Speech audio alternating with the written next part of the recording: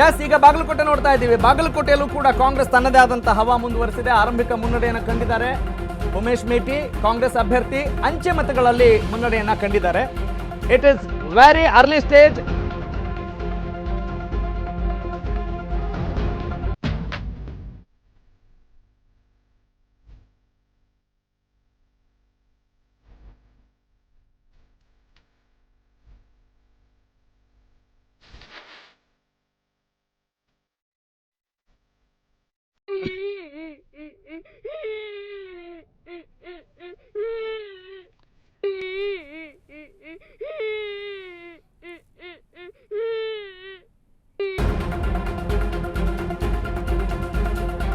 Okay, ನಗೋದು ಅಳೋದು ಸದ್ಯಕ್ಕೆ ಹಿಂಗಿದೆ.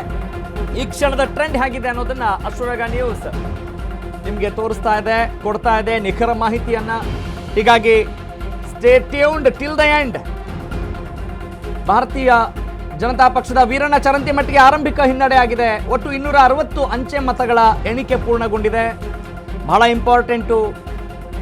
ಅಂಚೆ ಮತಗಳು ಕಡಿಮೆ ಇರ್ತವೆ ಅಂತ ನೆಗ್ಲೆಕ್ಟ್ ಮಾಡೋಕ್ಕಾಗಲ್ಲ ಅನ್ನೋದಕ್ಕೆ ಈಗಾಗಲೇ ನಾವು ಸುದ್ದಿನ ನೋಡಿದ್ದೀವಿ, ಉದಾಹರಣೆ ಕೂಡ ಕಂಡಿದ್ದೀವಿ.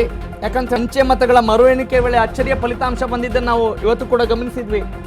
ರಾಜೇಗೌಡರು ಸೋಲನ್ನು ಅನುಭವಿಸಿದ್ದಾರೆ. ಅಲ್ಲಿ ಶೃಂಗೇರಿ ಕ್ಷೇತ್ರದಲ್ಲಿ ಜೀವರಾಜ್ ಶಾಸಕರಾಗಿದ್ದಾರೆ. Yes, I am reminding you. Let's go for Bagalkote. Bharatiya Janata ಪಕ್ಷದ ವೀರಣ್ಣ ಚರಂತಿಮಠ ಅವರು ಆರಂಭಿಕ ಹಿನ್ನಡೆಯನ್ನು ಅನುಭವಿಸ್ತಾ ಇದ್ದಾರೆ. ಒಂದನ್ನು ನಾವು ಗಮನಿಸಬೇಕಿಲ್ಲಿ, ಇಲ್ಲಿ ಅನುಕಂಪದ ಅಲೆಯ ಆಧಾರದ ಮೇಲೆ ಅಭ್ಯರ್ಥಿಗಳು ಗೆದ್ದು ಬಿಡ್ತಾರೇನೋ ಅಂತ ಹೇಳಲಿಕ್ಕೆ ಸುಲಭವಾದ ವಾತಾವರಣ ಇರಲಿಲ್ಲ. ಅದನ್ನು ನಾವು ಗಮನಿಸಬೇಕು. ಎಸ್, ಬಾಗಲಕೋಟೆಯಲ್ಲೂ ಕೂಡ ಕಾಂಗ್ರೆಸ್ ತನ್ನದೇ ಆದಂಥ ಹವಾ ಮುಂದುವರ್ಸ್ಕೊಂಡು ಬಂದಿದೆ. ಅಂದರೆ ನಮ್ಮ ರಾಜ್ಯದ 2 ಉಪಚುನಾವಣೆಗಳು ನಮಗೆ ಬಹಳ ಇಂಪಾರ್ಟೆಂಟ್ ಆಗಿದ್ದಾವೆ. ಎಲ್ಲ ಚುನಾವಣೆಗಳು ಕೂಡ ಇಂಪಾರ್ಟೆಂಟ್. ಎಲ್ಲ ರಾಜ್ಯಗಳ ವಿಧಾನಸಭಾ ಕ್ಷೇತ್ರಗಳ ಫಲಿತಾಂಶ ಬಹಳ ಇಂಪಾರ್ಟೆಂಟ್ ಆಗುತ್ತೆ. ಯಾಕಂತ ಹೇಳಿದ್ರೆ ನಾವು ಈ ಒಕ್ಕೂಟ ವ್ಯವಸ್ಥೆಯಲ್ಲಿದ್ದೀವಿ. ಪ್ರಾದೇಶಿಕ ಪಕ್ಷಗಳು ಮುನ್ನಡೆಯನ್ನು ಸಾಧಿಸ್ಕೊಂಡು ಬರ್ತಾವ ಅಥವಾ ರಾಷ್ಟ್ರೀಯ ಪಕ್ಷಗಳು ತನ್ನ ಹಿಡಿತವನ್ನು ಸಾಧಿಸ್ಕೊಂಡು ಬರ್ತಾವ? ಹೀಗೆ ಪ್ರಶ್ನೆಗಳು, ಲೆಕ್ಕಾಚಾರಗಳು ಗರಿಗೆದಿರ್ತಾನೆ ಇರ್ತವೆ.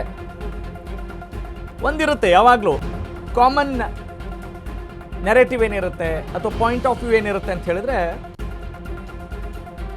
ಆಡಳಿತ ಪಕ್ಷದಲ್ಲಿ ಯಾರಿರ್ತಾರೋ ಅವರೇ ಮುನ್ನಡೆಯನ್ನು ಸಾಧಿಸ್ತಾರೆ, ಅವ್ರು ಗೆದ್ಕೊಂಡು ಬರ್ತಾರೆ ಅನ್ನೋದಿದೆ. ಅದೇ ರೀತಿ ಮುಂದುವರೆದಿದೆ. ಆದರೂ ಕೂಡ ಆ ಲೆಕ್ಕಾಚಾರಗಳು, ಒಳಸುಳಿವುಗಳು, ಏಟು ಎದುರೇಟುಗಳು ಸಾಮಾನ್ಯವಾಗಿರಲಿಲ್ಲ. ಆ ಚರ್ಚೆ ಅಂತಹ ಒಂದು ದೊಡ್ಡ ಹಂತಕ್ಕೆ ತಲುಪಿರೋದನ್ನು ನಾವೆಲ್ಲ ಗಮನಿಸಿದ್ದೇವೆ.